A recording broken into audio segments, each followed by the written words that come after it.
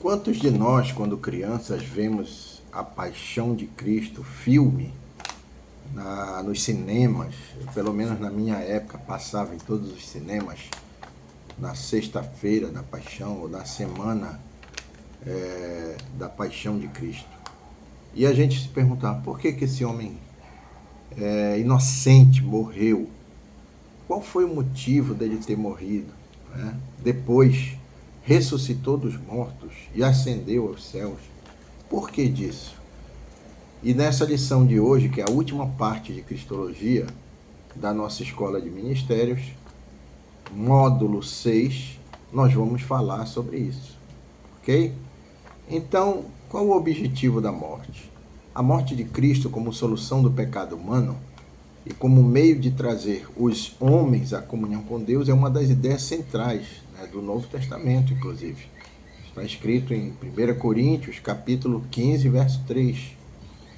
A natureza dele, do ponto de vista teológico da redenção, Jesus ele foi empurrado à morte? É uma pergunta que nós fazemos. Será que mataram ele ou foi uma morte voluntária? O cuidado com a análise dessa questão se dá pelo cuidado de não fazer-se Jesus o passivo da causa. Está escrito em João, capítulo 18, verso 4, e João 10, 11. Ele se entregou na realidade. Jesus, inclusive, teve a oportunidade de ser morto e não se deixou ser morto. Passou por dentro da multidão, no meio dos soldados, e eles não puderam tocá-lo. Mas quando ele chegou a hora como ele mesmo diz, chegou a hora das trevas, ele mesmo se entregou pelas nossas vidas. Então essa que é a diferença. Jesus ele não foi morto, ele se entregou por nós, no nosso lugar, como um cordeiro mudo. A Bíblia fala, levado ao matador. Então ele foi voluntariamente para morrer pelas nossas almas na cruz do Calvário. Portanto, a natureza da morte de Cristo foi santa e voluntária. E esse ato foi o cumprimento em amor de todo o projeto eterno de Deus para a salvação do homem. Existem textos na Bíblia que dizem que ele prova o seu amor para conosco porque se entregou por nós, por pecadores. Talvez você até se meta para salvar uma criança inocente, para salvar uma pessoa inocente. Mas Jesus ele prova o amor dele conosco porque ele se entregou para salvar pessoas pecadoras e regenerar essas pessoas no seu espírito. O julgamento da morte. O Sinédrio reuniu-se cedo da manhã seguinte e sentenciou-se a morte em Mateus capítulo 27, versículo 1 e verso 2. Confira na sua Bíblia. Isso aqui é um resumo da aula. O julgamento da morte, já falamos. A trajetória da cruz. A severidade do espancamento não é detalhada nos evangelhos. Entretanto, no livro de Isaías, sugere que os romanos o espancaram severamente. Isaías 53, verso 5.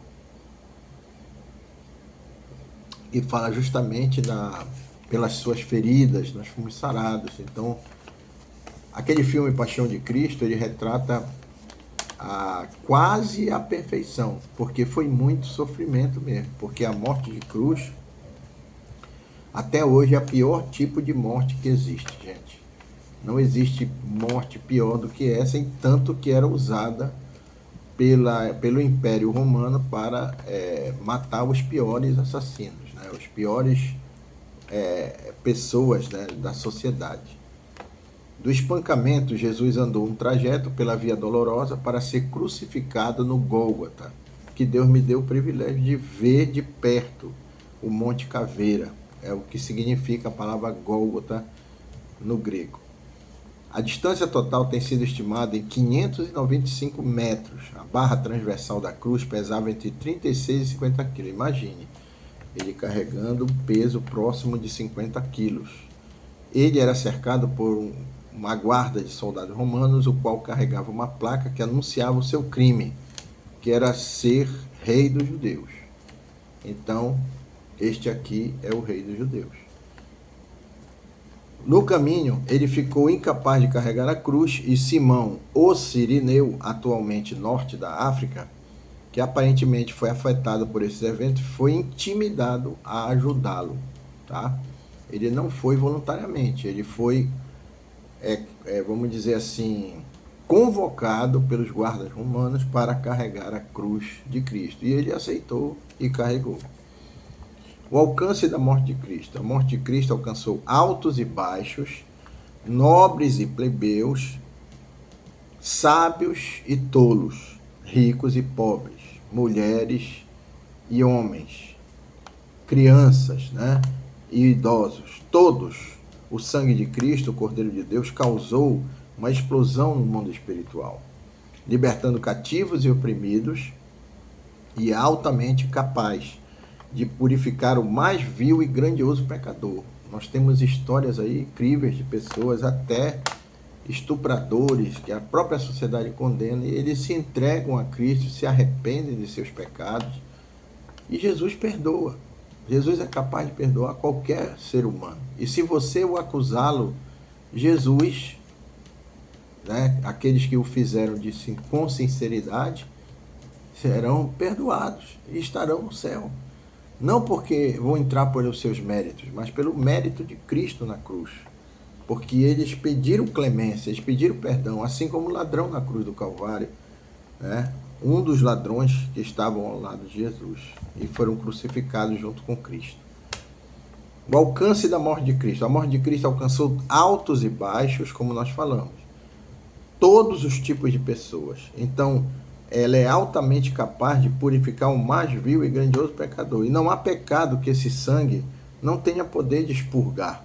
Entretanto, é necessário que o pecador creia e aceite este plano que Deus revelou em Cristo Jesus, como diz no texto lá em João, capítulo 1, versículo 12. Tá? Confira na sua Bíblia, que fala, né, que mas a todos quanto receberem Jesus, Deus dá o poder, a autoridade de serem feitos filhos de Deus, a saber, os que creem no seu nome. Quanto aos que não aceitam, né, a própria morte de Cristo e o seu sangue são testemunhas de condenação por terem rejeitado o único meio de salvação. Isso aí está escrito em João capítulo 3, verso 17 e verso 18. No 16 diz assim: porque Deus amou o mundo de tal maneira que deu seu Filho unigênito, para que todo aquele que nele crê não pereça, mas tenha vida eterna. E aqueles que não creem, né, já estão condenados. A Bíblia diz, já estão condenados. Então a salvação veio e ele não quis. Consequências da morte de Cristo: a liberdade da consciência do pecado. Romanos 5, verso 10, ou seja, essa acusação do pecado que a sua consciência tem vai ser eliminada. Liberdade de entrar na casa do Pai pelas portas. João 1, verso 12, Deus vai te chamar de filho, não mais de criatura, porque todos são criaturas, mas somente aqueles que reconhecem Jesus como Senhor e Salvador de suas almas passam a ser filhos de Deus. Livres do poder do inimigo, só se você der brecha. Mas, andando com Deus, você não satisfará a vontade da sua carne nem do inimigo, porque se resistir ao diabo, ele vai fugir de você, como diz a Escritura. Confira lá em 1 João, capítulo 3, verso 8. E se pecar, nós temos um advogado junto ao Pai, Jesus Cristo, o justo. Está lá na palavra do Senhor, primeira epístola de João, capítulo 3, verso 8. Sobre a teologia da morte de Cristo, esse assunto ele vai ficar para a aula de expiação, né? Que nós vamos terminar nosso primeiro semestre de teologia sistemática. Em relação à ressurreição e à ascensão de Cristo, há quem diga que a ressurreição é o ponto crucial de toda a teologia cristã e que diferencia o cristianismo das demais religiões do mundo. Se o Cristo não tivesse ressuscitado, não teria glória nem graça, muito menos fundamento a pregação do Evangelho. Então a ressurreição ela foi profetizada no Antigo Testamento. No Salmo 16, verso 10, é uma das profecias que falam sobre a ressurreição. Jesus deixou claro esse acontecimento antes que acontecesse. Ele falou diversas vezes: Uma dessas está escrita em Marcos capítulo 14, verso 28. E nós temos o argumento do túmulo vazio em Mateus 28, verso 6, que ele não está mais aqui. E o argumento das aparições depois da sua ressurreição, em Lucas 24, 34. Várias aparições de Cristo ressuscitado e com um corpo glorificado, onde não impediam as paredes dele passar e saía de um lugar e estava no outro, um corpo tangível, como Tomé provou, né? Pegou nas mãos de Jesus, nos furos, né, dos pregos e do lado, né? E Jesus disse: não sejas incrédulo, mas crente.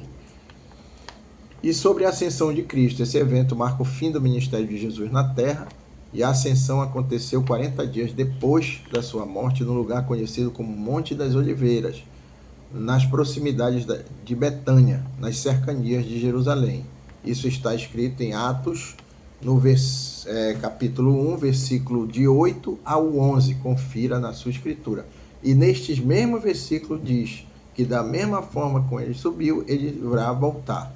E ele vai voltar exatamente no Monte das Oliveiras, dividindo este monte ao meio, ok? Inclusive isso está na nossa disciplina de escatologia, que nós vamos dar mais para frente no segundo semestre do nosso curso de teologia. Um grande abraço e até a próximo programa do resumo de aula.